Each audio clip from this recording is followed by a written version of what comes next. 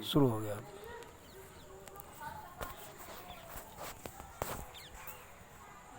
जय जय श्री राधे। भारत माता की जय हो।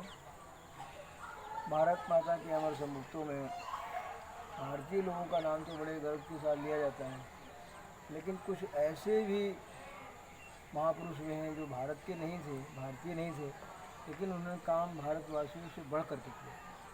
उन्हीं महापुरुषों में एक नाम हमारे राव साहब का है। दुर्भाग्य से उनका फोटो नहीं मिला, वो यहाँ नहीं लग पा रहा है। राव साहब यहाँ के कलेक्टर थे। 1868 में वो जॉइंट मजिस्ट्रेट बनकर आए थे और 1877 तक वो सेवा करते थे। तो यहाँ सबसे बड़ी समस्या थी कि 1857 में जो क्रांति हुई थी उसमें अंग्रेज़ों ने इस इलाके को विरोधी इलाका मान करके छोड़ दिया था कि यहाँ कोई विकास कार्य नहीं किया जाएगा। 57 के बाद में 67-68 तक जब राव साहब आए, उन्होंने देखा कि भाई रेलवे से इसका कोई नेटवर्क नहीं है और इसकी वजह से क्षेत्र का विकास नहीं हो रहा है। तो उन्होंने प्रयास किया कि यहाँ रेल को किसी तरीके से लाया जाए। तो बड़ा प्रोजेक्ट तो आ नहीं सकता था कि दिल्ली और आगरा के बीच जो लाइन बन रही थी वो 57 के दौर में वो 57 के विरोध के कारण वो ख़त्म कर दी गई।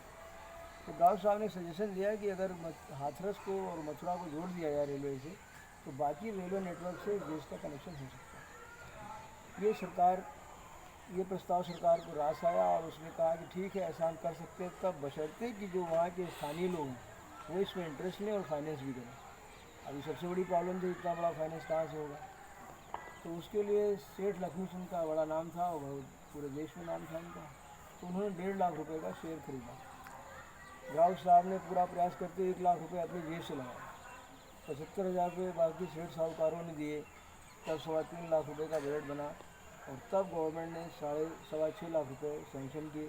9.5 लाख में ये लाइन 29.5 मील लंबी मथुरा और हाथरस के बीच में बनी और पहली रेल आज के दिन 19 अक्टूबर 1875 को चली।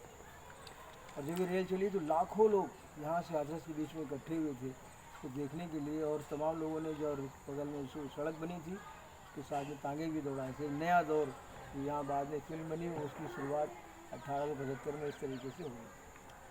अब जब ये प्रोजेक्ट मैंने शुरू किया कि भाई इतना बड़ा काम हुआ है और इतने लोगों ने योगदान दिया, तो ये हमारी हेरिटेज विरासत का हिस्सा है, तो क्यों ना इस पर काम किया जाए।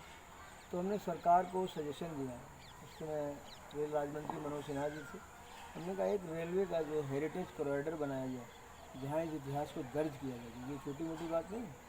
स्थानीय लोगों ने अपने सहयोग से करके मथुरा को विकास का एक आयाम दिया और वो जो इस तरीके से उपेक्षित पड़ा था।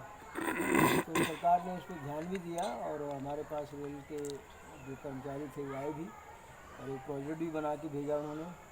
लेकिन उसके बाद मनु गोयल जो वहाँ के हेरिटेज के अधिकारी थे रेल भवन में, उनके साथ हमारी मीटिंग भी हुई, सब कुछ हुआ, लेकिन वो मटेरियलाइज कुछ नहीं हुआ। फिर मनोज सिन्हा जी कहीं चले गए दूसरी जगह, अब उसमें जम्मू कश्मीर में राज्यपाल हैं। तो कहने का मतलब, लेकिन हमारा ये प्रयास स्थानीय तौर पे जारी रहा कि हम इस बात को मनवा के छोड़ेंगे। ये एक बहुत बड़ा प्रोजेक्ट है और इस पर एक हेरिटेज प्रोजेक्ट कॉरिडोर जैसी चीज़ बने या संग्रहालय जैसी चीज़ बने ताकि इसको दर्ज किया जाए। और रेलवे का जो पूरा इतिहास है मथुरा का वो बहुत रोचक है। तो उस ज़माने में एक अकाल पड़ा था जिसको अठसेरा अकाल कहते हैं। अठसेरा का मतलब कि 1 रुपये में 8 सेर गेहूँ मिला, तो बहुत बड़ी बात थी उस ज़माने में, गेहूँ बहुत सस्ता था। तो अठसेरा अकाल में जो है बहुत लोग जो भुखमरी के शिकार हुए, तो वो सब राजस्थान से कहाँ से लोग आ गए यहाँ पे। तो उनको एम्प्लॉयमेंट देने के लिए ये दूसरी जो अचनेरा वाली लाइन है इसको शुरू किया गया कि एम्प्लॉयमेंट उनको दिया जाए। तो उन्होंने काम किया उन्होंने और इस तरीके से वो लाइन वो बनी।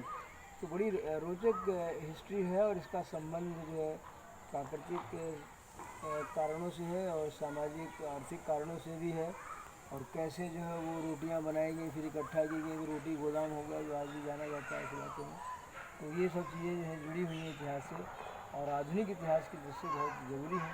और इन सबको एक संकलित रूप दे करके और एक संस्था का अगर निर्माण किया जाए तो आने वाली जनरेशन के लिए एक शिक्षा हो सकती है और एक उनके अंदर गर्व का अनुभव होगा कि भाई कैसे कैसे लोग थे, कैसे कैसे वो हमारे लिए मेहनत कर गए और हम सब मुफ्त में आज यहाँ बैठते हैं, 2 घंटे में दिल्ली पहुँच जाते हैं। लेकिन कितना मुश्किल ये काम था और कैसे कैसे मटेरियल। फिर उसके बाद राजपूताना की लाइन भी जुड़ गई यहाँ से, इस तरीके से मथुरा जंक्शन बन गया बाद में।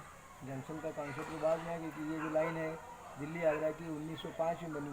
पहले तो ईस्टर्न इंडिया से नेटवर्क जोड़ा गया और आज भी ईस्टर्न रेलवे कहलाता है वो करंट का जो इलाका है।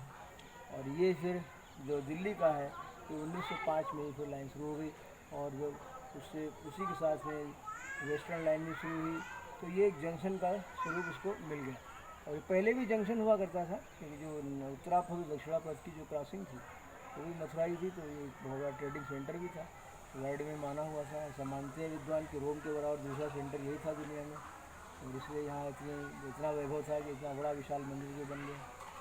तो उन्हीं सब बातों के साथ में हम कहना चाहते हैं कि ये जो योजनाएं दी गई हैं सरकार को, उन पर जो है कार्रवाई हो।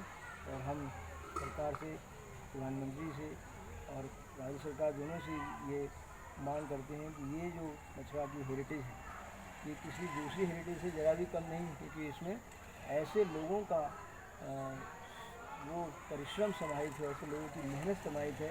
तो अगर उसको हमने एक बार जनता को दिखाया तो लोग जो है उससे प्रभावित होकर नहीं रहेंगे। जय हिंद, जय भारत।